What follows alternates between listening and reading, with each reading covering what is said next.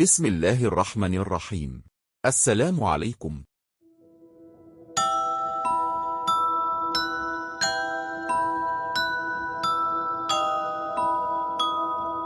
अपने अक्सर चिड़ियाघर में हाथी को देखा होगा, कुछ बच्चों ने इस पर सवारी भी की होगी। यूं तो चिड़ियाघर में हर जानवर की रौनक है।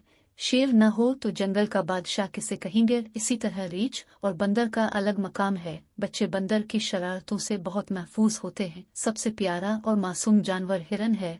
जब शरारत करते आपस में लड़ते या कलानिच भर कर भागते हैं तो बहुत से दिलों को भाती हैं। दरियाई घोड़ा हर वक्त पानी में गायसा रहता है। इसका पानी अक्सर गंदा और बदबू वाला होता है। कोई भी जंगल और चिड़ियाघर हाथी के बगैर उदेवार है। ये इंसान का सदियों का साथी है। वो इन्हें जंगों में इस्तेमाल करता आ रहा है। वजन अलिफाटे ने औरास के दांतों से मुख्तलिफ ओज़ बनाने का काम लेता आया है।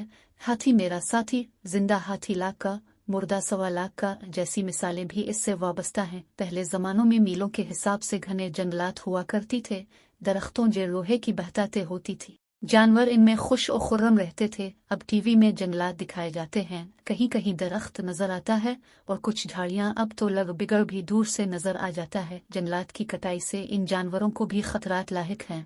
सूरत हाल ऐसी ही रही तो चंद साल बाद सिर्फ चिड़ियाघर ओहे में ही और मजीद कुछ दहाइयों के बाद सिर्फ किताबों में ही बाज नायाब जानवरों की तस्वीर ही देखने को मिलेगी। जैसे आज डिनोसार की तस्वीरें हैं। हाथी थाईलैंड का कौमी जानवर है। वहाँ एक गांव का नाम बाटा कलंग है। इस गांव में सिर्फ 400 अफराद रहाइश पजीर हैं, मगर इस गांव में तकरीबन 190 हाथी हैं, जिसकी वजह से ये सयाहों के लिए बहुत पुरकशिश है और सियाहती मरकज बन गया है। हाथियों के मुख्तलिफ करतब देखने के लिए बानत्ता कलन आने वाले सयाहों से माकूल आमदनी हो जाती है। हाथियों की कमाई से मकामी लोगों ने गेस्ट होम्स तक बना लिए हैं। हाथियों को मोटा ताज़ा सेहत मंदिर केनी के लिए उन्हें ताज़ा सब्ज या फल और चारा खुला जाता है। सयाह हाथियों पर सैर करते हैं, जिसकी वजह से उनकी औसत आमदनी $25 यौमिया है, जो माकूल आमदनी है। उनकी देखा देखी साइकिल सवारों ने भी सयाहों की सैर के लिए साइकिल रख लिए हैं।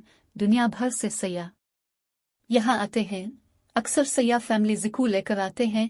हाथियों की सवारी से बच्चे ज्यादा महफूज होते हैं। यहाँ हांगकांग से आने वाले एक सयाह का कहना है कि वो अपने अहल खाना को हाथियों के दीगर पार्क्स में भी सैर कर उचका है।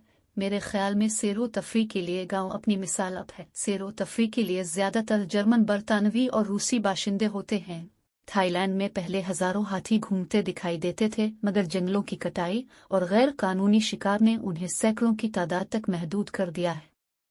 मजे की बात यह कि अक्सर मदारी कुत्ते रीछ बकरे बंदरे के साथ मुख्तलिफ करतब दिखाकर मांगते हैं, जबकि थाईलैंड में मदारी और करतब दिखाने वाले हाथियों के करतब दिखाकर मांगते थे, जिससे थाईलैंड की बदनामी होती थी। हुकूमत ने ऐसे अफराद पर पाबंदी लगा दी है। अब वही मदारी और हाथियों को सद एने वालों ने बानत्ता कलंग का रुख कर लिया है। यहाँ रहाश रख कर वही काम कर रहे हैं। यहाँ कोई रोक टोक नहीं। थाईलैंड की मुख्तलिफ तंजीमें ऐसी कोशिश में हैं कि वो चंद ऐसे गांव सयाहों के लिए मखसूस कर ले ताकि सयाहों की आमद और रफ्त से उन्हें माकूल आमदनी हो सके। थाईलैंड के शहर सूरन में हर साल नवंबर एक बड़ा मेला लगता है, जहां मुख्तलिफ शहरों से हाथी शिरकत करते हैं और दुनिया भर के सयाह सैर व तफरी के लिए आते हैं।